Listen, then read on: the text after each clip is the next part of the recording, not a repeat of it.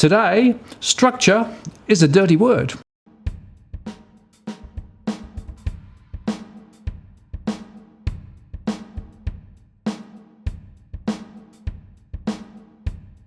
Hello again, it's Martin North from Digital Finance Analytics. Welcome to our latest post covering finance and property news with a distinctively Australian flavour.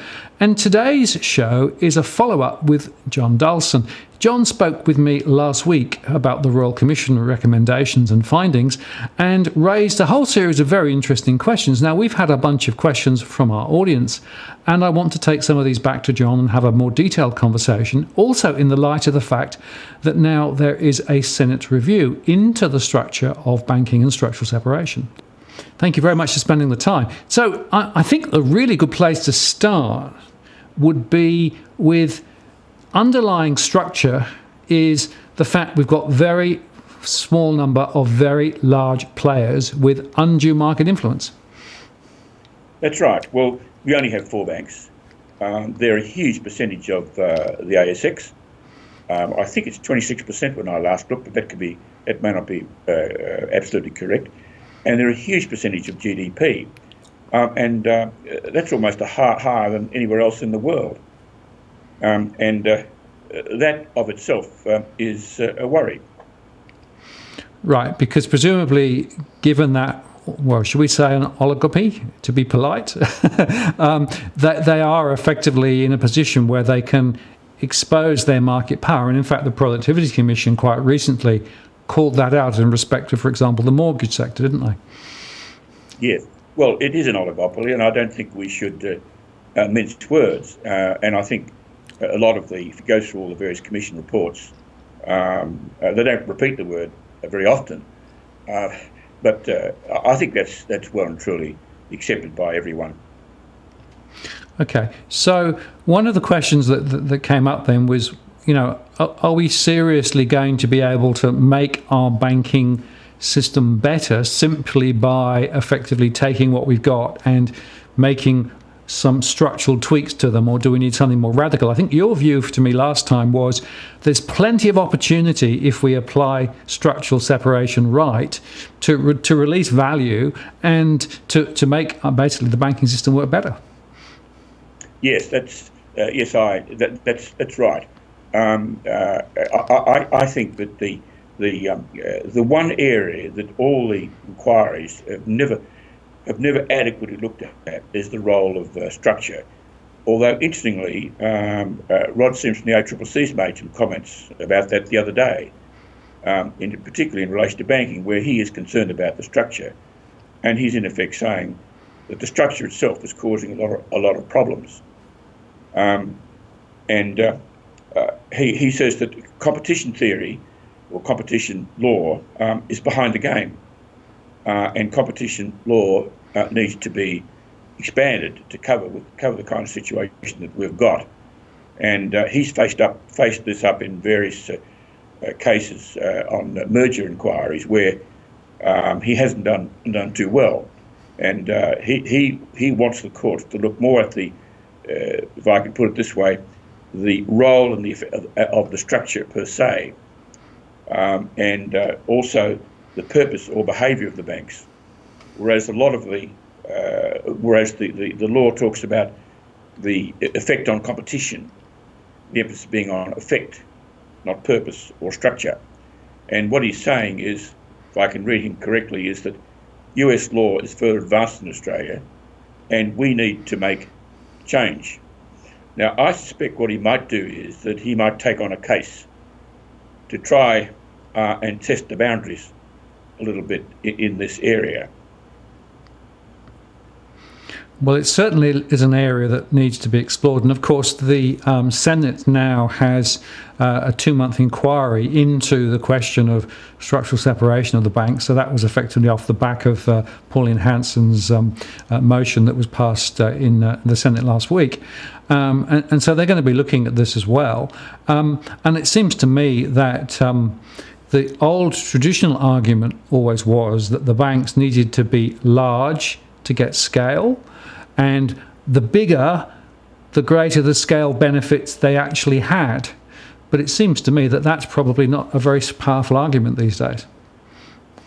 No, I don't think it is. And I think you could test it this way and say, if we had a fifth and sixth bank in this country of the same sort of size as before, competition would be a lot better, and there would be sufficient scale in all those organisations to be successful. And it's interesting that there's been some attempts by the banks, the so-called four pillars policy, where they wanted to reduce from 4 to 3 or 4 to 2. And of course, Peter Costello, when he was Treasurer, very wisely said no way, because I think what people miss in that is that it's the reduction in consumer choice. There's simply, in our market, there's simply not enough choice for the customers as compared with other markets around the world. And when the four control 80% of the business, that means that there's plenty of scope for a fifth or sixth player, and definitely not reducing it to 4 to 2. That would be a disaster. But I don't think anyone would sensibly put that argument now. But certainly 10 years ago, there were people that were saying, oh, look, we'd be better off with 4 to 3 or 4 to 2 because it would enable us to compete internationally. Well, of course, the international is a non-issue now because our banks aren't going offshore except for Macquarie, and none of the foreign banks are coming to Australia. So we can park that argument. And I think we can park the scale argument. And I think we can also make the point that the shareholder returns that the four big Australian banks have made relative to their international peers are significantly higher. And that probably doesn't necessarily mean that they're great, much more efficient, much better run. It's simply that they don't have the same competitive pressures on them and are able to basically to charge like a wounding bull. And there are characteristics of oligopolies that help that process of improving the return on capital. I mean, competition costs money, and when you don't have to compete, you save a lot of money. You don't have to flex your prices. There's all sorts of things that you don't have to do, and when you add up all those factors, it's very significant. So you can understand why they've been so profitable. The message from some people has been, oh, because they're extremely well run. Well, my view is that it is from their oligopoly position that has enabled them to make those profits. Now, the interesting thing about an oligopoly is that all business people want to finish up with an oligopoly or own the market. I mean, we all want to acquire people so that we've got a bigger market share, we make more efficient. So, in effect, an oligopoly is a natural extension of what businessmen want to do. And that's why the legislator has to intervene. But the interesting thing about banks is, of all the sectors, it is in the public's interest for the banks to cooperate on a lot of things. In other words, to engage in cartel behaviour. For instance, the payment system. And there are other things where it's very important for the community to have these common platforms. So the banks are in this odd position, unlike other sectors, where they engage in certain kind of cartel behaviour in the interest of the market, in the interest of the public, and in other areas they can't. And it's very difficult to divide your soul in either one or the other. And because the banks had to cooperate together, there's the danger that this flows on.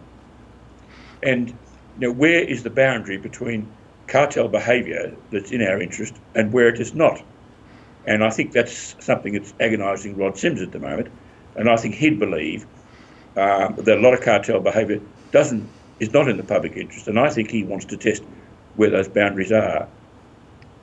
Yeah, well, I think it certainly should be explored. I guess there's another point too, John, isn't there, that if you are actually in a fortunate position to be one of those very large players of a small number of players, you actually end up in a position which is called too big to fail. In other words, you are such an important part of the overall economy that you can pretty much hold the country to ransom or the government to ransom in a crisis. Well, exactly. And what's happened in the past is that some of the second-tier banks, what has happened is that the government, or I should say Treasury, probably both, have spoken to the bank and said, look, you better take over X because they're about to fail. in the public arena was the Commonwealth takeover of Bank West. The Commonwealth Bank was virtually asked to take that over, and as a result, inherited a hell of a lot of problems. Now, as I said, we haven't faced up to one of the big four having tested in this area. But the fact is that the four banks are so intertwined and such an important part of our economy, it is just not imaginable that if one of the four got into difficulty, that the pressure would be on the others to take it over in whole or part to save the economy failing. Because I don't know if they've been currently doing any stress testing to see what would be the ramifications of one failing. I would hate to think what those numbers are. So the business reality and the political reality is that they'd have to be taken over. Now, a corollary of that is the bank's behaviour in relation to the Hayne Commission. To me, it is pretty clear that the banks tightened up their lending arrangements to frighten Hayne, because that dirty recession started to appear in the press. And I would be amazed if Hayne didn't get a lot of direct and indirect pressure. Look, be careful, you might cause a recession. Now, it's extraordinary that we have a banking system where the banks can have that much power. In other words, their refusal to do something affects the economy and affects the decision-making process of a commission or a government. And that's the other side of the coin, that they're too big to fail. Yeah, indeed. The thought I had there was that, last time you said, well, the thing to do is to understand that you've got these very large organisations with multiple lines of business, and you can actually drive significantly enhanced efficiency by chopping them into smaller, more manageable pieces and create greater competition. But it also then diffuses the question of too big to fail, doesn't it?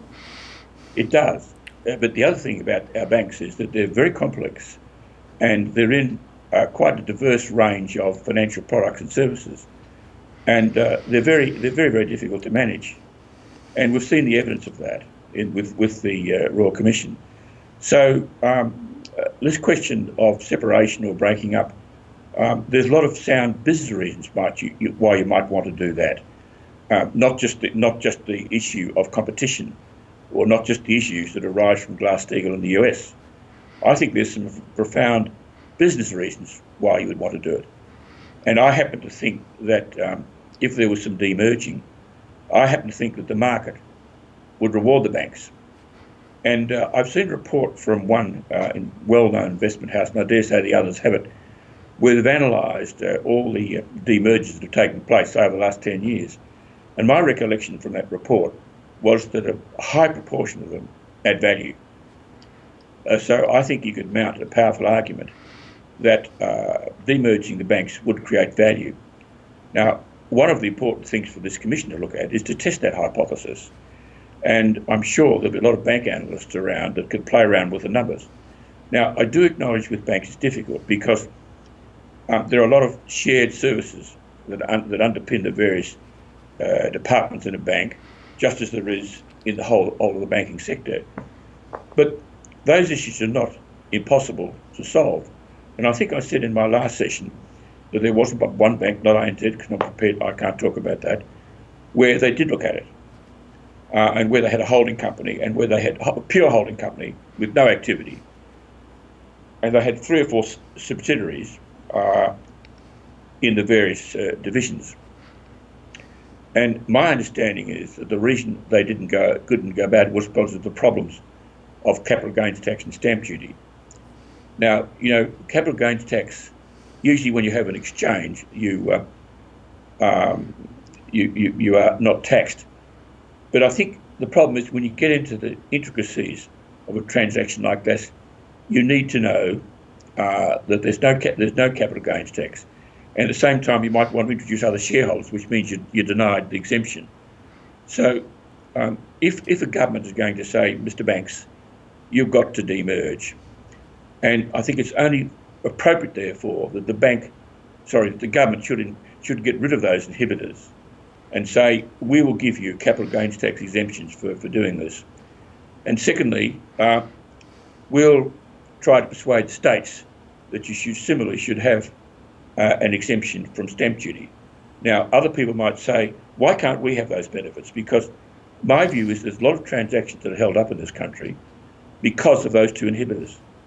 And it's not good for the formation of capital. Now, they have put in place in stamp duty and in capital gains tax legislation, they have put it in exemptions. But unfortunately, those exemptions aren't wide enough. And I don't think that, maybe we should get some professional view on this. My impression is that there's not enough width in those and not enough discretion there to cope with the kind of emerging where you might want to be more innovative, not just in exchanging value, but introducing other shareholders, etc. So if those inhibitors were removed, I think a good analyst could show that process of demerging creates value. I believe the share market would welcome it, because implicit in that statement is that on demerging you'll be more efficient.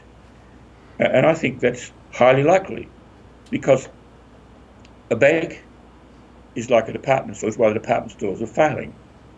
There's too many areas, and there's too many specialists coming in to compete with them. For banks, you've got on the one hand, you've got the big technology companies that have got massive resources that are coming into the marketplace. And then you've got all the fintechs nibbling around the edges. So you've got this pressure from two sources. And you can look at the fintechs and you can say, oh, they're all very small. But look, when you look at every segment of a bank and you list all the little fintechs that are nibbling around the edges, you aggregate that. And then you look at the big multinational tech players, and there's maybe eight of them. Boy, have they got the power. So there's this pincer movement. So I think you've got to rethink the bank structure and say, what will be more efficient to enable not only better competition for the consumer, but better for the shareholder and better for the market. Now, the other thing I think is fascinating about this is that Macquarie Bank has essentially limited its activities, but it's gone worldwide. Now, the other day, the chief executive got up and how excited she was about all the opportunities she got for growth. And so she's in a different world. And my prediction is that with the way things are going, Macquarie Bank will finish up bigger than any of our trading banks, because the trading banks are good at a few things but not brilliant at any, whereas Macquarie Bank, it's a very streamlined, efficient, effective business model.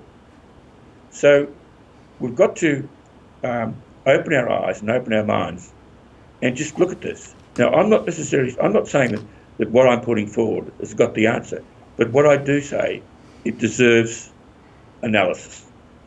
It deserves consideration. It deserves the best minds in the country talking about it and challenging some of the hypotheses I put on the table. I might be completely wrong. But the powerful argument that you have there, John, is so one, this gets you better customer outcomes. Two, it makes the organisations more efficient and can be managed more effectively.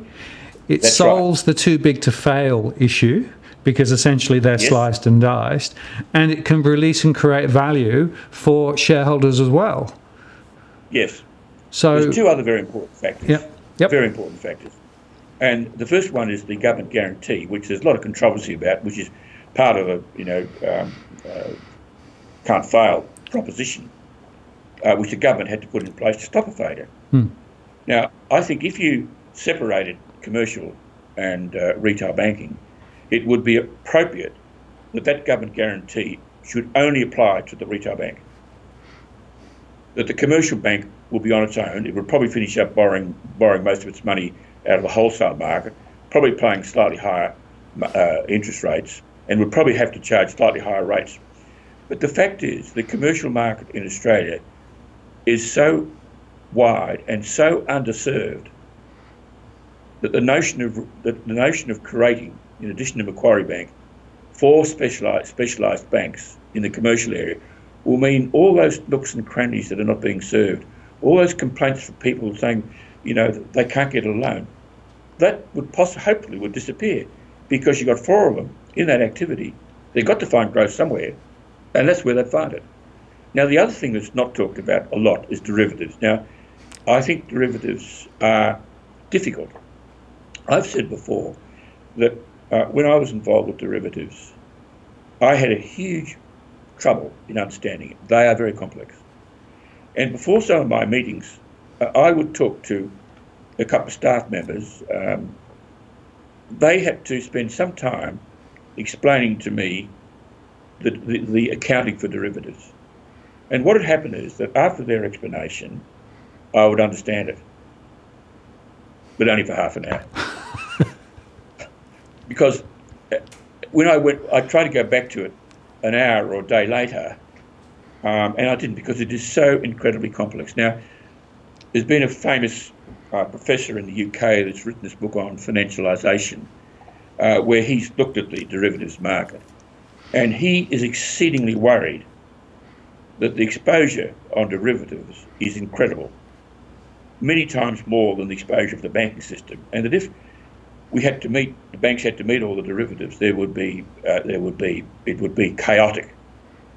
Now, one thing that if you did have a separation, I would want to do would be to limit to the retail bank to the classic derivatives, those that just involve matching your assets and your liabilities, and helping customers in terms of length of exposure and sort of stuff.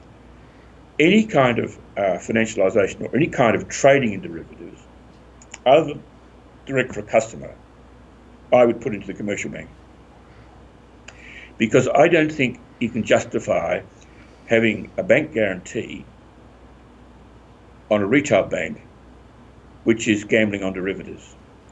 Now, that word gambling is very controversial, and I will be hit over the head for saying it. But this book on financialisation pretty much convinced me about the quantum of gambling or casino type activities.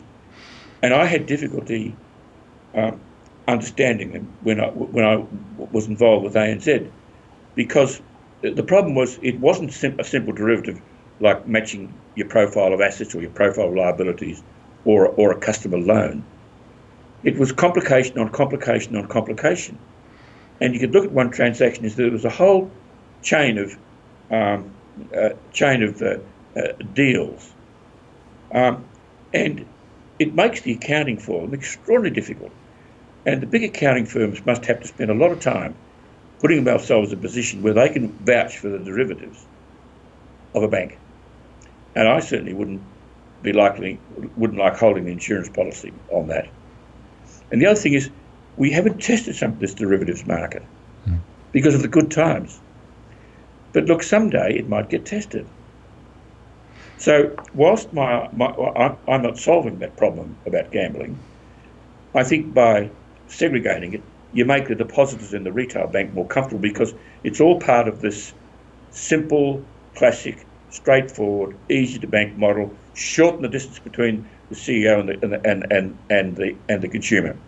The other thing is, I feel for the banks with regulation. There's massive cost. And one of the reasons why massive cost is because they're in so many different kinds of financial products and services. So you've got a huge bank of regulation.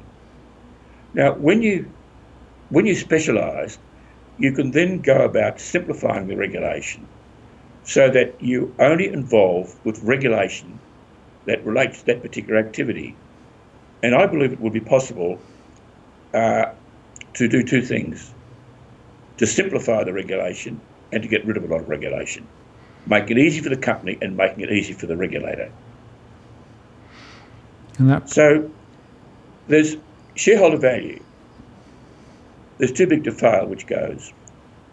more appropriate place for guaranteed deposits, easier regulations, easier to manage, more transparent for the for shareholders and the market generally. And I think the analysts might see that. But to date, it's a dirty word. And I fear that in going down this track and trying to get the discussion going on it, I'm going to get heavied. I'm going to get criticised. You shouldn't be using the knowledge and skills you've learnt about banking. You've now turn around and break the banks up. Well, who am I fighting against? Well, I think one entity I would be fighting with would be Treasury. And you've got to look at it from the point of view of Treasury. Treasury, I don't think the public realise how powerful Treasury is, because Treasury works in the corridors of power. They control a number of our critical agencies, ASIC, APRA, ACCC, etc. And they've got ways and means of exerting their control that we don't even see. And from their point of view, I suspect the thing that's more important to anything else is not having a system failure. Now, if I was the Treasurer, I would much prefer to have 4 banks that I know all about, been around for a long time, rather than multiple banks. It's much easier to supervise, much easier to control. So, and also the banks themselves, because they're in so many areas, it makes them extraordinarily powerful. And the people that are running our banks become very powerful individuals. And isn't it human nature not to have your power base carved up? I don't want my business divided into 4. It's perfectly natural. So there's an interesting balance here between those that want the status quo and those that might want to review the model. And it will be interesting to see how this plays out and how it's played. But there certainly will be very powerful arguments against doing anything. Very powerful. So, John, there's one question which I've been worrying about for quite some time, and it's this. There seems to be a lot of revolving doors between the regulators and the banks and back again. You could almost say it's an incestuous relationship. What do you think about that? Well, it is. But there's a reason for it. We have a very small gene pool in Australia relative to the size of our banks in this economy. And I think when appointments are being made, there's a struggle to find people that are truly independent and bring a new point of view. But I think we need to struggle a lot more, because when you look at what's happening, if you go through the various agencies, a lot of bank executives are becoming non-executive directors of the banks. A lot of regulators are becoming directors. And we have the advantage, we have the example of Stevens, Fraser and Henry. We've got the example in APRA, where it's substantially composed of bankers. We've got the 4 accounting firms that control 95% of the audits of the top 200, yet their audit revenue is only 16 to 21%.